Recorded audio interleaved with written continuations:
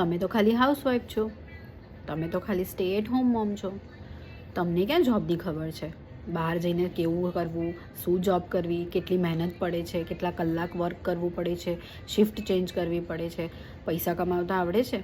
આ બધા પ્રશ્નો તમે પણ સાંભળ્યા હશે, કેમ કે ઘરે રહીને આપણે આ જ સાંભળીએ છીએ. ભલે ને ઘરનું 1000 કામ કરતા હોઈએ, બધા જ લોકોનું ધ્યાન રાખતા હોઈએ, અને એ મજબૂરી હોય છે, ચોઈસ નથી હોતી.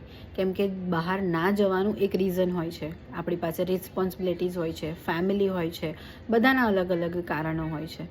તમે તમારી ચોઈસથી ઘરે નથી રહેતા, રાઈટ? પણ આ દરેક વસ્તુ તમને ત્યારે સાંભળવી પડે છે જ્યારે તમે આ દરેક વસ્તુને સ્વીકારી લો છો, એક્સેપ્ટ કરી લો છો કે લોકો કહે છે અને એ એવું જ છે. તમે એનો જવાબ આપી શકો છો. ભલે આપણે ઘરે હોઈએ, પણ ઘરે રહીને અત્યારે આપણે બધું જ કરી શકીએ છીએ. તમે જુઓ, ક્લાઉડ કિચન ઘરેથી રન થાય છે, ઘરેથી બધા ટિફિન સર્વિસ જેવા પણ નાના નાના કામ પણ કરતા હોય છે અને કમાતા હોય છે.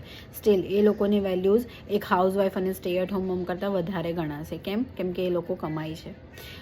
દરેક વસ્તુ અત્યારે પૈસાથી જ નક્કી કરે છે, તમારું સ્ટેટસ હોય કે તમારી સિચ્યુએશન હોય.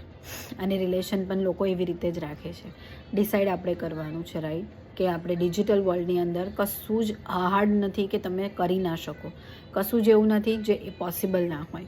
દરેક વસ્તુ પોસિબલ છે. અને મેં પણ મારો બિઝનેસ એવી રીતે સ્ટાર્ટ કર્યો કે હું ઘરે રહીને આ બધું નહીં સાંભળું. મારામાં કેપેબિલિટી છે, મારામાં એ વસ્તુ કરવાની ધગસ છે અને હું કરીને બતાવીશ.